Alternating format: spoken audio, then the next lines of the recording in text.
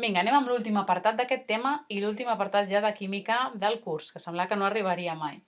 És l'apartat 8, que s'anomena dilucions. Anem a veure què és diluir primer. Diu, diluir vol dir afegir un dissolvent, com per exemple aigua, a un volum conegut de dissolució, aconseguint més volum i menys concentració.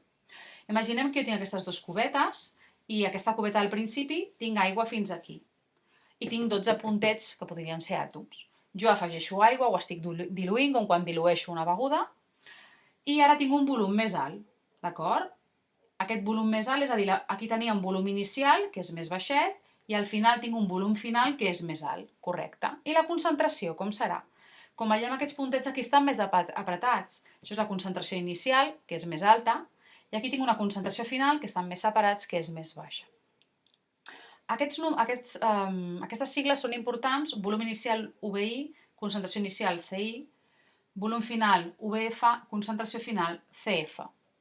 Perquè hi ha una llei, que és la llei de mescles, que la veureu també amb la Sílvia Segón, que sempre es compleix, que diu: el volum inicial per la concentració inicial serà igual al volum final per la concentració final. Això sempre es compleix. Sempre compta els dos volums. Per aplicar aquesta fórmula han d'estar en les mateixes unitats, siguin les que siguin. Si són litres, els dos en litres. Si són mil·lilitres, els dos en mil·lilitres. I les concentracions finals també han d'estar en les mateixes unitats. Molaritat, les dues en molaritat. Tant per cent pes pes, les dues en tant per cent pes pes. D'acord? Vinga, anem a veure un exemple. Diu, tinc 25 mil·lilitres d'una dissolució aquosa d'àcid nítric HNO3 16 molar i el dilueixo, tiro aigua, fins a 0,4 litres. Quina serà la nova molaritat? Primer, en aquests problemes sempre m'apareixerà la paraula diluir. Sempre que veieu diluir és la llei de mescles. Si us fixeu, al principi tinc 25 mil·lilitres i afegeixo aigua fins que al final tinc 0,4 litres. Però compte, tenim dues unitats diferents i ja hem vist que això no podia ser. Ara ho arreglarem. Vinga, anem a veure. Volum inicial, quin és? El que tinc al principi. Quin volum inicial tinc? 25 mil·lilitres. Perfecte. I quina concentració inicial tinc? 16 molar. Perfecte. El dilueixo, li tiro aigua, d'acord? Llavors, fins que tinc un volum final de 0,4 litres. Perfecte, ho poso aquí.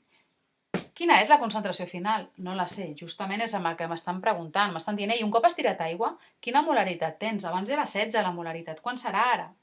Què creieu que serà? Més alta o més baixa la molaritat si he afegit aigua? Hauria de ser més baixa. Per què? Perquè si tiro aigua el que estic fent és baixar la concentració. D'acord? Vinga, anem a veure. Anem a substituir. Abans de tot, comprovem que estiguin amb les mateixes unitats. Les dues concentracions hauran d'estar en molar, l'altra no la tinc, per tant no puc comparar, i aquests han d'estar en la mateixa unitat. Veig que tinc mil·lilitre a litre, per tant passo de mil·lilitre a litre. 0,025 litres, d'acord? Faig un canvi d'unitat. Ara ja puc substituir. Volum inicial, 0,025, concentració inicial, 16, volum final, 0,4 per X, que és el que no sé. Aïllo la X, aquest 0,4 que estava multiplicant passa dividint, i em dona 1 molar. És a dir, un cop he afegit aigua fins a 0,4 litres, la nova molaritat que tindré serà 1 molar. I veiem que és més baixa, no? De 16, a l'afegir tanta aigua, hem passat a 1 molar. D'acord? Doncs fins aquí tota la part de concentracions i el curs de química. Espero que s'hagi entès. Ara farem exercicis, però,